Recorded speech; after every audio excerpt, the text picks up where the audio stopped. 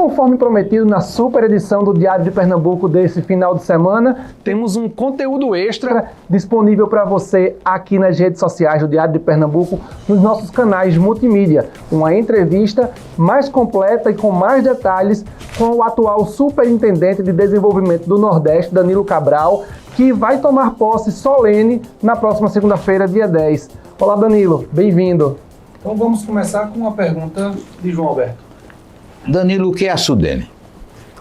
A Sudene é uma instituição que foi fundada em 1959, João, tem 63 anos de história, lá atrás por Celso Furtado, que foi o grande idealizador e que identificou que a gente precisava ter aqui no Nordeste, em função das desigualdades regionais que a gente tinha lá atrás e que ainda tem hoje, um órgão que pensasse um planejamento estratégico de todo o Nordeste, que mobilizasse as ações do conjunto do governo federal, dos governos estaduais, da própria iniciativa privada, no sentido de reduzir essas desigualdades.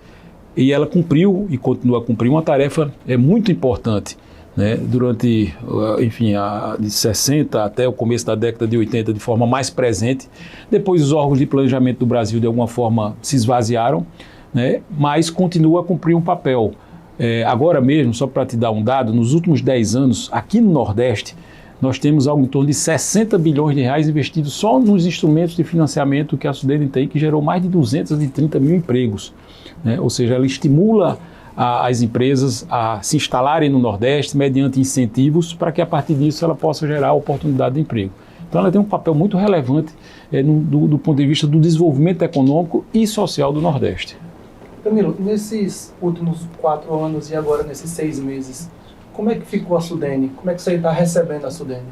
Olha, Luiz, essa tua pergunta é importante porque um dos desafios que nós temos na Sudene é de devolver à Sudene esse papel institucional que a gente acabou de falar, de ser a grande instrumento de mobilização e articulação do Nordeste. Infelizmente, nos últimos 4 anos do governo do presidente Bolsonaro, a gente viveu uma relação de tensionamento do presidente Bolsonaro com a região. Isso afetou as relações também federativas. Então a Sudene ela foi esvaziada ainda mais no governo do presidente Bolsonaro, a ponto de a gente ver ser constituído aqui no Nordeste o chamado Consórcio do Nordeste, né, que juntava todos os governadores, por não ter um espaço junto ao governo para discutir, para sentar, discutir os seus problemas e apresentar de forma conjunta uma solução. Qual é nosso desafio agora? É a gente trazer de volta para dentro da Sudene esse debate que foi feito através do consórcio. O consórcio deve continuar a discutir com os governadores, organizar suas pautas, mas do ponto de vista da resolução é trazido para dentro da Sudene. Por isso que a primeira agenda institucional que eu fiz, quando eu depois saí da Sudene para fazer a minha primeira reunião, eu fui a Paraíba. Fui conversar com o governador João Azevedo, que é inclusive do PSB, mas é ele que coordena o consórcio do Nordeste, para dizer a ele que nós queríamos restabelecer esse diálogo.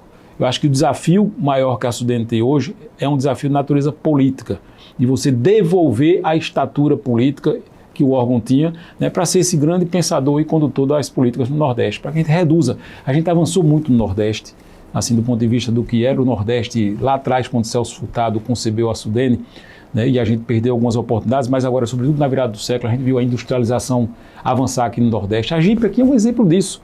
A Jeep, por exemplo, recebeu 2 bilhões de reais de incentivos do Nordeste para se instalar aqui.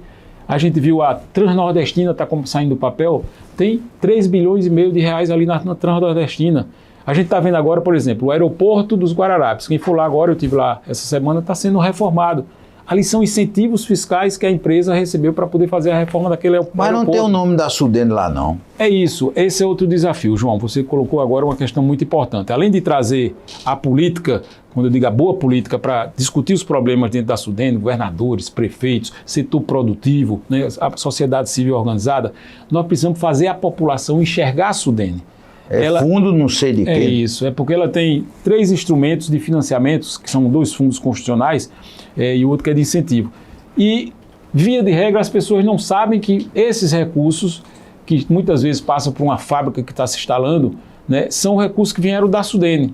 Então a gente precisa comunicar melhor com o cidadão.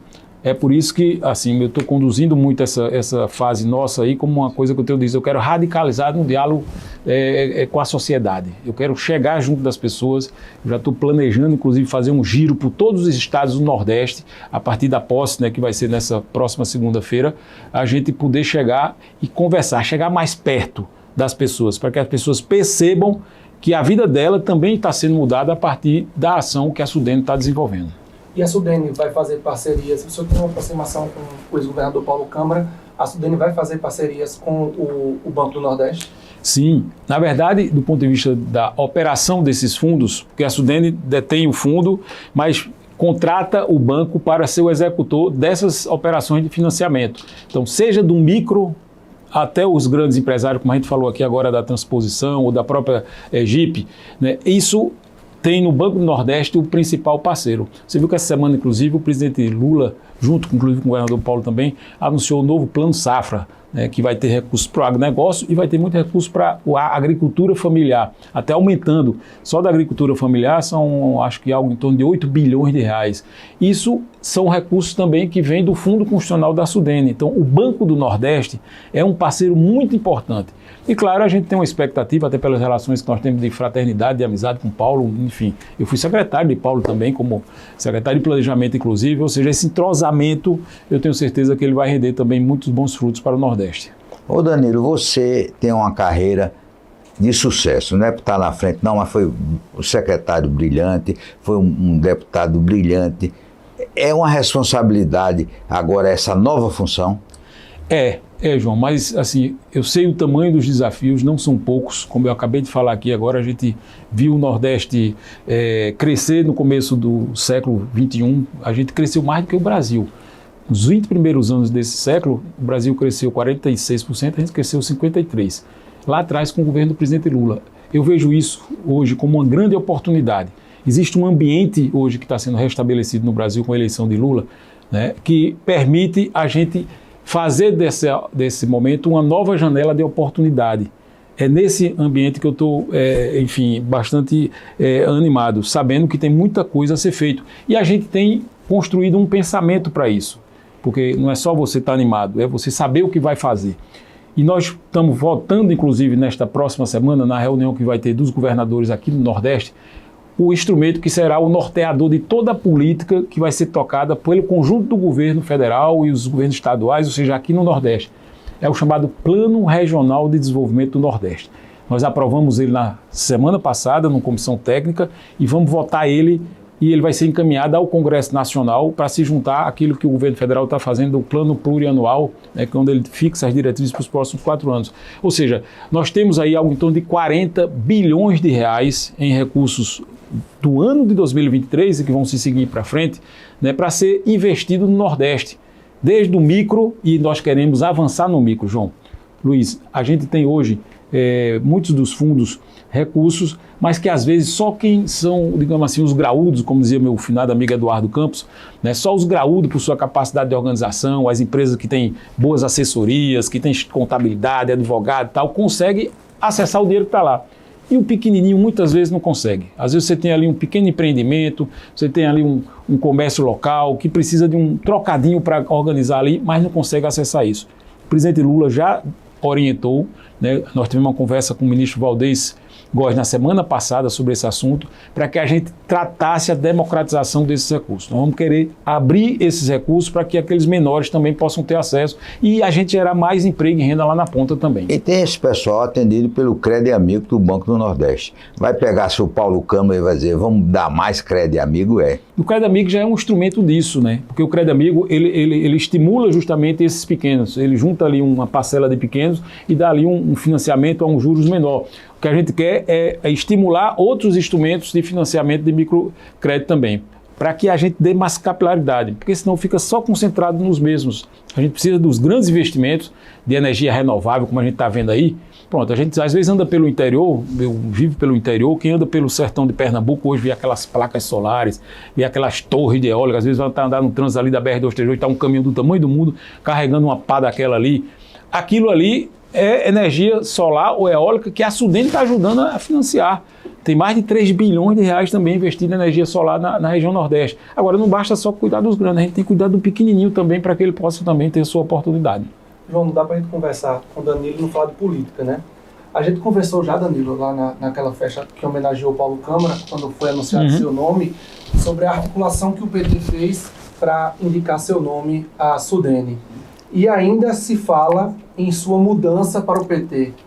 Como é que está essa questão de você se mudar para o PT e como é que está a sua relação também com o PSB após a ida para a Sudene? Olha, minha relação é muito tranquila. Eu sou um cara tranquilo, né? Independente de qualquer circunstância ou discussão de natureza política. Então, tenho uma relação muito tranquila com o PSB, como tenho relação muito tranquila com o PT também. Nós vivenciamos um processo eleitoral ano passado que, enfim, nós representamos uma frente política. Nós tivemos gestos políticos que foram feitos por muitos companheiros. O PT fez gestos comigo. Você se lembra que Humberto era o candidato a governador ano passado e estava liderando a pesquisa, deixou de ser candidato, né, nos colocou como candidato ali de unidade, ou seja, e agora recentemente, né, quando veio essa coisa da arrumação política, digamos assim, do governo, a gente teve o nosso nome apresentado por Humberto, porque cabia a ele, no entendimento que havia com o governo federal, indicar o superintendente da Sudene. E ele poderia muito bem indicar um quadro do partido, do PT, que tem grandes quadros, mas pela circunstância, o que nós fizemos no papel lá atrás, o que ele imaginava que a gente podia cumprir na Sudene, ele nos indicou. Então, assim, eu sou grato às pessoas, agora, deixando claro que em nenhum momento, isso é uma coisa que precisa estar muito bem registrado, nem Humberto, nem Tereza, nem Carlos Veras, enfim, os companheiros do PT chegaram e disseram, você vai para lá, você tem que sair do PSB. Não existe absolutamente nenhuma condicionante em torno disso. O que ele nos colocou, né, foi o papel que a gente queria cumprir lá e a preservação desse ambiente, né, enfim, de reconstrução do Nordeste. Então, muito tranquilo. Eu estou focado, Luiz, nesse momento na Sudene. Esse é meu foco agora. Tá? Esse é o desafio que eu estou, como eu disse aqui, bastante empolgado, né, com essa perspectiva que tem pela frente. O processo político ele vai se decantando aí pela frente. Né? A gente vai acompanhar as circunstâncias para ver como é que a gente vai, né, conduzir esse processo. Acho que agora a energia que a gente tem que estar é na Sudene para responder a esse desafio que está posto aí. Então, ô Danilo, você que tem uma experiência de muitos anos na Câmara dos Deputados, a atual Câmara dos Deputados é diferente das que você atuou? João, tem uma frase de Ulisses Guimarães, isso ainda da década de 80, naquela época da Constituinte, né, que o povo cita muito, né, que foram reclamar da qualidade dos deputados que tinha lá na Câmara, que era muito ruim, não sei o que e tal. Aí Ulisses disse, é porque você não conhece ainda que vem depois dessa. Então, isso é um debate que sempre se colocou em relação ao Congresso Nacional. Eu acho que a gente tem hoje um ambiente no Congresso, né, que do mandato do Bolsonaro para cá, o que é que ocorreu? A gente viu migrar, de certa forma, um espaço de poder para dentro do Congresso Nacional. Houve um aumento, digamos assim, dessa participação do parlamento, até em função dos instrumentos que foram criados, ali, sobretudo aquela história do orçamento secreto, tal, que tirou a execução do orçamento executivo e jogou para dentro do Congresso. E isso interferiu na eleição. Esse processo ele vem há 4 anos atrás. Então, o resultado da eleição, de alguma forma, prestigiou parlamentares que tiveram acesso a esse recurso contra outros que não cumpriram a tarefa. E a gente perdeu grandes quadros por conta disso. Aqui em Pernambuco a gente perdeu o Tadeu Alencar, a gente perdeu o Milton Coelho, a gente perdeu o Gonzaga Patriota, a gente viu o PSB perder o Bira do Pindaré, o Elias Vaz, né, o Molon, enfim. Ou seja, o que é que está lá agora no Congresso Nacional? É essa turma, né, que faz muito esse movimento, né, de muitas vezes fazer uma política na base de toma lá da cá. Infelizmente, essa é uma realidade. Eu acho que o governo Lula tem um desafio, porque a base do parlamento hoje é diferente da base do parlamento que ele teve em 2002. É outro Congresso, com outra relação de poder, num momento diferente, né, que ele vai ter um desafio de arrumar e que até agora ele não conseguiu construir essa base sólida. Né? Ela está sendo muito feita ali na base de cada projeto, vamos aqui, vota aqui, quer que tá, ou seja, nós precisamos criar um núcleo orgânico, né, que defenda o governo Lula, independente de emenda, de cargo, mas que defenda em função da crença que o governo foi eleito para fazer uma transformação e que nós votamos nele para fazer essa transformação. E não eu vou votar numa reforma tributária só se sair minha emenda. Eu vou votar no equilíbrio fiscal só se me der o meu cargo. Eu não acredito nesse tipo de política. Não acredito. Passei 10 anos no mandato, fui candidato de oposição, sempre fiz política em oposição, né, mas defendendo princípios e valores. Eu acho que é isso que cria a relação, né, com a sociedade e com as pessoas. E a gente viu agora, essa semana, Bolsonaro ser declarado inelegível, né, ser condenado no TSE. Como é que você avalia, a partir desse episódio, o futuro do bolsonarismo aqui em Pernambuco? Olha, ainda é uma incógnita isso aí, né? Eu acho que o espaço ele vai ser ocupado, porque o Bolsonaro, na verdade, ele personificou um eleitorado, né, que tem ali um conjunto de críticas em relação ao PT, em relação a Lula, ao campo mais da esquerda, ou seja, esse campo ele não se dissolve, ele continua a existir. O que vai aparecer aí é um novo interlocutor para representar esse campo. Quem vai ser esse interlocutor? Eu não visualizo ainda. Bolsonaro fora, se vai ser alguém do Bolsonaro mesmo a representar isso. Fala-se na figura do governador Tarcísio, de São Paulo, né? Mas hoje já estava Bolsonaro reclamando de Tarcísio porque está fazendo um entendimento na questão da reforma tributária, ou seja, eu acho que o processo é que vai decantar quem vai assumir esse papel, mas que vai ter alguém, como sempre teve, não é fato novo, a direita sempre teve um percentual do eleitorado brasileiro, como tem aqui em Pernambuco, aqui sempre foi, aqui todo mundo dizia, Recife é 30% de direita, 30% de esquerda, e o resto no meio ali. É isso que nós vamos continuar a ter, é ver quem vai ocupar esse espaço. Ô Danilo, você sabe da importância para Pernambuco da Transnordestina chegar à SUAP, né? É fundamental. O superintendente novo da SUDENE vai ajudar nisso? João, essa prioridade, eu digo até assim, é do governo federal. Todas as sinalizações que estão postas, né, seja em outros momentos pelo presidente Lula, pelo ministro Valdez, pelo próprio ministro Renan, recentemente, é no sentido da gente garantir a conclusão plena do projeto da Transnordestina. A gente vivenciou, infelizmente, no ano passado, então deve deixar claro que às vezes as pessoas não estão lembradas disso, mas quem tirou SUAP do projeto da Transnordestina foi o Bolsonaro. No apagar das luzes de dezembro, já uma semana antes de terminar o mandato dele, assinaram lá o aditivo que tirava o trecho de Salgueiro até SUAP, né, do projeto original da Transnordestina. Né? Isso foi uma coisa de muito inconsequente com Pernambuco. Né? Ou seja, agora a disposição é recompor esse trecho, né? E aí a parte de Pecém já tem uma discussão do ponto de vista, digamos assim, do que vai precisar ser feito, e aí a gente precisa agora garantir os recursos necessários também para concluir o trecho para SUAP, que é muito importante, porque SUAP, diferentemente de Pecém, que está se consolidando agora, SUAP não é um porto, SUAP é uma zona industrial. Ali você tem quase 200 empresas que estão ali instaladas naquela borda ali, que quando o trem vai, ele não vai só levar aquilo que vem lá do interior do Piauí para descarregar em SUAP. Ele vai para SUAP, mas volta com muita coisa que chega em SUAP. Então, do ponto de vista da viabilidade, SUAP sempre foi mais viável, inclusive, do que mais o Ceará. Mas há um interesse também legítimo do operador que opera lá no Porto de Pecém, de priorizar Pecém. Então, o que nós temos de sinalização é que nós vamos, sim, avançar na perna também, como se diz, de SUAP. Tem um conjunto de recursos que precisam ser viabilizados e que a SUDENE certamente vai ajudar nessa solução, até porque ela já está presente na solução anterior, né, quando eu acabei de falar aqui, daquilo que foi executado até agora na Transnordestina, né, 3,5 bi veio de investimento nos nossos fundos. E nós queremos, de alguma forma, ser parte dessa solução. Agora, deixa eu te falar uma coisa que eu acho que é muito importante nesse debate da Transnordestina. Né? Porque eu vejo, aqui e acolá, tem sempre alguém querendo meio que ser pai dessa história. Essa história não pode ter pai. Porque quando bota... Nem mãe. Nem pai, nem mãe.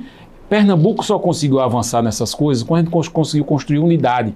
Por exemplo, eu falo do Porto de SUAP, por exemplo. O Porto de SUAP é fruto da unidade dos pernambucanos. Isso começou com Heraldo Guerreiro lá atrás, e todo mundo foi botando uma pedra ali e tal. Uns avançaram mais, outros menos, mas nunca deixou de avançar. Então, a mesma história nós temos que tratar a Transnordestina. A Transnordestina é uma obra que vem lá de trás. Foi a Arraes que falou com o Lula no primeiro mandato dele, quando eles façam uma obra, escolha um, eles façam a Transnordestina. Foi a Arraes. Mas, para dar a solução dela, nós temos que construir a unidade de todos os pernambucanos. Tá? Setor produtivo, agentes políticos, sociedade civil, todo mundo tem que se irmanar ali e não ficar dizendo, não, porque eu recebi isso, foi eu que arrumei. O outro, não, eu fiz uma audiência, isso, fez isso. Não, é de todo mundo. Vamos tirar a vaidade desse processo para que a gente garanta aquilo que é mais importante para os pernambucanos, que é a conclusão da Transnordestina. Você chegar ali de Salgueiro até SUAP, passando por todo o interior de Pernambuco, escoando o que vem lá do Piauí e trazendo o que vem do setor produtivo pela borda do interior de Pernambuco para poder melhorar a logística, garantir mais competitividade, mais produtividade, desenvolver o interior, João. Quem é do interior sabe como é difícil viver no interior. A gente está conseguindo avançar, isso inclusive está dentro do nosso plano regional do Nordeste, que a gente acabou de falar aqui. Um dos eixos estratégicos dele é que a gente vá trabalhar esse desenvolvimento a partir das regiões metropolitanas, que não é metropolitana, mas que cidades maiores, polos, que já começam a demonstrar vocação, né, que irradiam para a sua borda. Nós temos no Nordeste 52 grandes cidades, né, que têm esse potencial de crescimento. A gente precisa garantir que essas cidades se desenvolvam mais, porque ela espalha na borda o desenvolvimento. Aqui em Pernambuco, além de Recife, Caruaru, Serra Talhada. Serra Talhada hoje é uma cidade muito importante, polo de educação, polo médico, polo de serviço, e aquilo roda ali no Pajeú todo ali. Ou seja, a lógica do plano que nós estamos construindo, que vai ser encaminhado ao Congresso Nacional, é fazer esse desenvolvimento para o interior, levar isso tudo para o interior. E Transnordestina é fundamental para isso. João falou em mãe, e aí não deixa de querer perguntar, como é que está a relação da Sudene com o governo de Pernambuco e de Danilo com Raquel? A minha relação pessoal, eu disse sempre, eu não tenho problema com ninguém. Disputei, quem viu, acompanhou a nossa eleição para governador, inclusive, disputei com Raquel, com Miguel, com Anderson, com João Arnaldo, enfim. Eu sou uma pessoa que trato a política na política, respeitando as pessoas, sem fazer nenhum tipo de agressão, de ataque. Nunca aprendi a fazer isso. E preservei isso. É por muita tranquilidade que eu entro em qualquer canto de governo, de oposição, sem nenhum tipo de dificuldade. E nós vamos, e quero, e já externei isso, né, ter não só com Pernambuco, mas também, sobretudo, com Pernambuco, uma relação de aproximação institucional, para que a gente possa, deixando qualquer tipo de diferença menor que a gente possa ter, e devemos e temos diferenças, senão a gente tinha disputado a eleição, né, no mesmo palanque, mas isso não pode e nem vai estar, pelo menos da minha parte, em momento algum, inviabilizando qualquer tipo de contato. Eu falei aqui que eu fui ao governo da Paraíba falar com o governador João Azevedo, foi minha primeira agenda institucional. Então, logo retornei da Paraíba, o primeiro contato institucional que eu fiz foi solicitar uma audiência à governadora Raquel Lira, porque eu queria ir a ela também para nos colocar à disposição, convidá-la para a nossa posse, né, e a gente poder estreitar aquilo que é de interesse da pauta de Pernambuco. Então, essa é minha disposição. Eu vou conversar e dialogar com todo mundo. Só para dar um exemplo, eu liguei para todos os nossos candidatos adversários concorrentes a governador, chamando eles para a posse. Porque é isso que a gente precisa, nós precisamos juntar.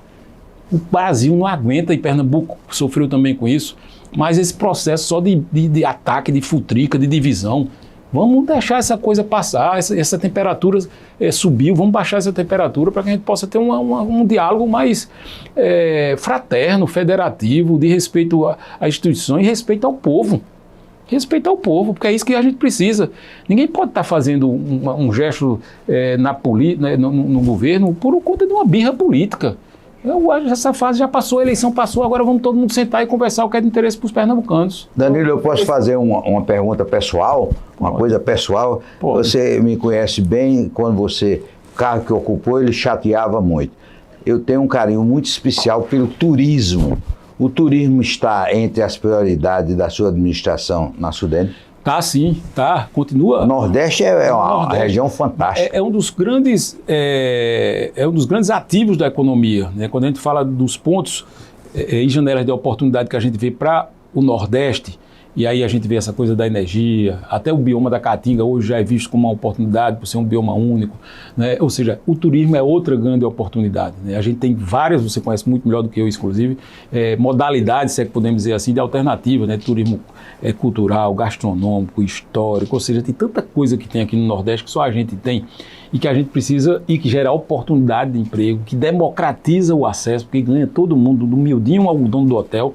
E a gente tem na Sudene, João, incentivos que é feito ao turismo. Semana passada eu fui à Paraíba, acabei de falar novamente aqui, né, e uma das pautas que nós temos lá foi receber um empreendedor que quer instalar um resort ali em João Pessoa, né, que João Pessoa não tem um resort, tem bons hotéis, mas não tem um resort, então está sendo instalado. A Sudene está negociando com ele investimentos para que ele possa se instalar lá. Então este setor também terá uma atenção nossa na condição de se pretender da Sudene. Quais os projetos que a Sudene está pretendendo, você já está colocando em pauta para Pernambuco? Olha, Luiz, esse plano que nós estamos fazendo, Plano Regional de Desenvolvimento do Nordeste, ele tem uma etapa lá Ele fala da visão, do que é que a gente pensa do Nordeste inovador, né, que respeita a cultura, os nossos biomas, que fortaleça as instituições, enfim, dos princípios, dos valores, e no fim dele tem o que a gente chama de uma carta de projetos, né, que será apresentada ao governo federal. Como é que a gente construiu essa carta? Dialogando. Não foi nem o diálogo que eu gostaria de fazer. Esse diálogo ele foi meio que interrompido porque tinha um prazo legal para mandar o PPA para o Congresso agora no final do mês, e a gente tinha que mandar para ele ser incluído no PPA, que é o Plano Plurianual, esses projetos. Então a gente fez uma consulta para todos os estados, os 11, né, porque são 9 Nordeste, mais Espírito Santo e Minas Gerais, para que cada estado apresentasse o que é que você, na sua visão, tem de importante e estratégico que a gente mereça a gente incluir aqui no Plano de Desenvolvimento do Nordeste. Eles apresentaram isso e nós estamos encaminhando isso vai ser deliberado nessa reunião do CONDEL também, para o Ministério da Integração, e a partir disso, claro, vai ter que compatibilizar isso com o orçamento. Tudo tem dinheiro, tudo tem investimento. Então, os projetos serão, digamos assim, definidos os custos e, a partir disso, ser feito um escalonamento. O governo federal vai apresentar agora nos próximos dias também o chamado novo PAC, né? PAC, que era um símbolo do último governo do presidente Lula, que junta tudo que tem de investimento em todas as áreas do governo, né, e colocar aquilo no escalonamento de prioridade. Então vamos aguardar o que vai vir desse novo PAC, porque certamente tem coisas que são daqui de Pernambuco também. A gente já falou aqui da Transnordestina. Estou falando de obras estratégicas, né, importantes. Né, Transnordestina, tem a questão da integração do São Francisco, tem coisa que precisa ser feita ainda. A adutora do Agreste, para poder fazer chegar a água de São Francisco ali a 81 localidades que estão ali no Agreste pernambucano. Né, tem voltar à discussão do arco metropolitano, que é uma coisa tão importante que a gente precisa voltar a tratar desse assunto também. E tem oportunidade também de recursos que podem ser captados através da própria parceria público-privada. Né? Lá atrás, o arco metropolitano ele foi formatado, inclusive, com essa possibilidade, né? Porque é uma rodovia nova, quem quisesse ali podia... Ou seja, a gente tem que juntar aquilo que é de disponibilidade, digamos assim, do orçamento público, priorizar em função dessas, essas prioridades foram apresentadas pelo Estado, e também chamar o privado para poder executar isso aqui também. Ô Danilo, na sua carreira política, você priorizou muito a educação. Na SUDENE, pode botar seu dedinho de paixão por educação? Eu não consigo chegar em um canto que eu não penso na educação, né? De fato, foi a passagem mais marcante da minha vida, né? Que até hoje é uma coisa que, enfim, eu não consigo... Eu digo que eu trouxe a educação para a pele, de que isso aqui... E ele está presente também no nosso plano de desenvolvimento regional do Nordeste. Um dos eixos, tem 6 eixos, um dos eixos é justamente a educação, e é dividido em 3 componentes, o que fala para a questão da primeira infância, que mistura com a pauta da educação, tá? Creche e pré-escola. O governo federal já anunciou aí, o próprio ministro Camilo também, um programa para avançar nessa faixa de ensino. Hoje é o maior vazio. Ensino fundamental universalizado, o médio também, Pernambuco dá show aqui no médio, né, com o integral também, mas a fase de creche, quando você tem crianças que deveriam estar em creche, não estão, só tem 30% delas ali. E o Nordeste também tem esse problema. Então a gente tem que destravar um conjunto de obras que estão aí, de esqueletos de creches que foram feitas e parou por conta de pandemia, que agora tem que rever o custo, porque o custo é maior. Tem um imbróglio com o TCU que o TCU resolveu, e o ministro Camilo já anunciou que vai concluir todas. Tem quase 3 mil creches no Brasil assim, paradas, tá?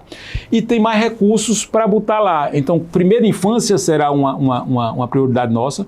Eu, inclusive, como vice-presidente da comissão do Fundeb, o novo Fundeb, né, a gente botou mais recursos para isso.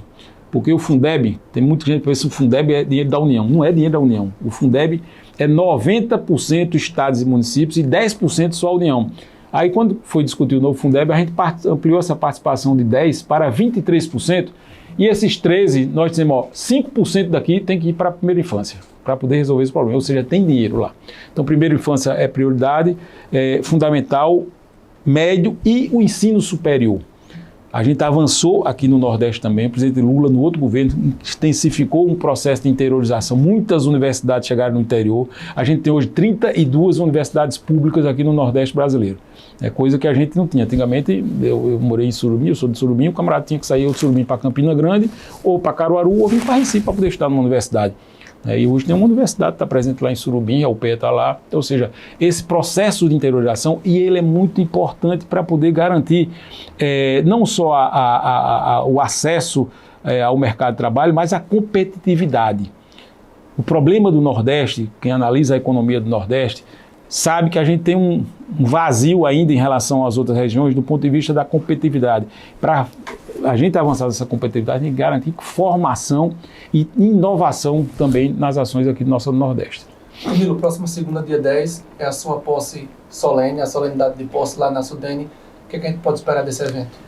Rapaz, eu espero que ele traga um símbolo, né, que é um símbolo de a gente iniciar uma nova etapa. Eu fui nomeado agora no começo de junho, esse ato, digamos assim, um ato mais político, né, onde a gente quer demonstrar, né, a partir desse ato, os atores que estarão presentes lá, o próprio ministro vindo aqui para nos dar posse, a presença de governadores da região, né, eu fiz questão de ligar pessoalmente e falar com muita gente aqui da região, também de mobilizar para que a gente pudesse ter garantia da participação do setor produtivo, de trabalhadores, da igreja, enfim, eu quero abrir a Sudene, eu quero escancarar a Sudene, né, para que a sociedade se aproprie dela. É esse símbolo que nós queremos passar na nossa posse. E a partir dali, né, fazer um processo de integração, né, de juntar todo mundo novamente, para que cada um, com seu raio de atuação, né, possa cumprir uma parte da tarefa.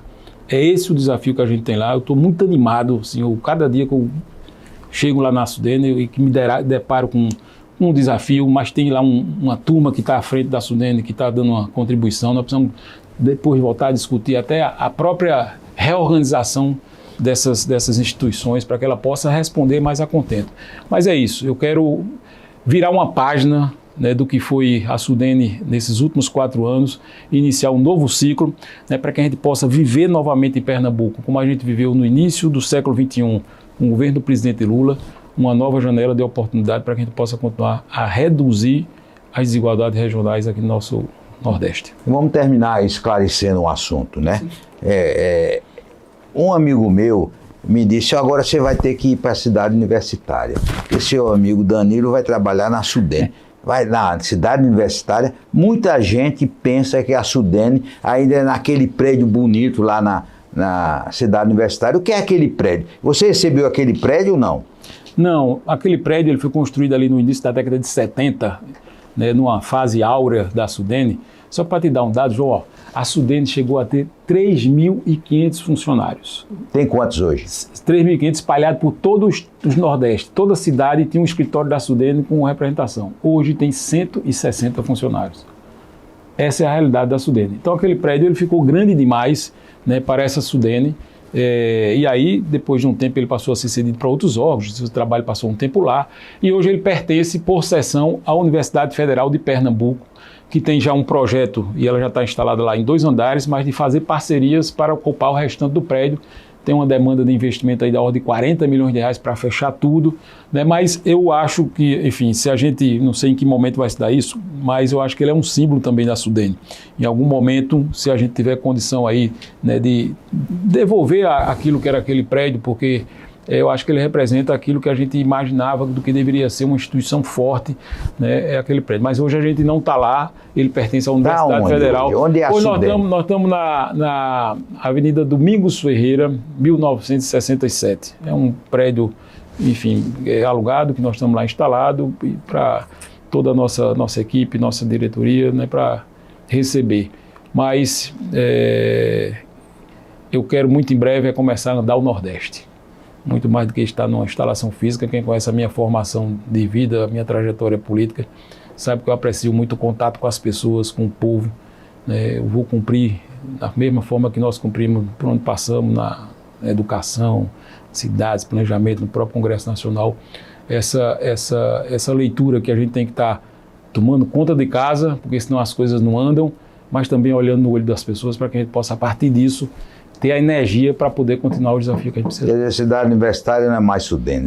Agora é Domingos Ferreira. Não. Até o reitor Amaro me procurou, ainda no ano passado, eu tenho uma relação muito boa com o reitor Amaro, o reitor Alfredo, o Amaro foi antes dele, me procurou para fazer parcerias, tentar arrumar recursos, a gente procurou disponibilizar alguma coisa lá também, mas ainda tem um desafio muito grande até ela ficar totalmente em condições de ser ocupada daquele prédio. Muito obrigado, Danilo, por vir aqui ao Diário, fazer essa visita à nossa redação e também conceder esse espaço para conversar comigo e com o João. Eu que agradeço estar aqui mais uma vez revendo os companheiros que sempre tiveram presente em muito momento da minha história. João, a gente já teve tanto momento junto aí também, né, João? Enfim, parabenizar também o Diário de Pernambuco, agradecer ao nosso Carlos, né, por esse espaço que dá para a gente. Eu espero aqui voltar muitas outras vezes. E deixando aqui um recado final, né, quem puder, segunda-feira, 9 horas da manhã, na Escola de Magistratura de Pernambuco, ali no Fórum Joana Bezerra, nós vamos fazer esse nosso ato de posse com a presença do ministro Valdez, a quem eu agradeço a confiança também, do presidente Lula, né, porque essa confiança é delegada sobretudo pelo presidente Lula. E depois disso a gente tem uma reunião do Conselho de Governadores que vai marcar o início de uma nova era na SUDENE e, se Deus quiser, no Nordeste. Muito obrigado e boa sorte, Dani. Obrigado.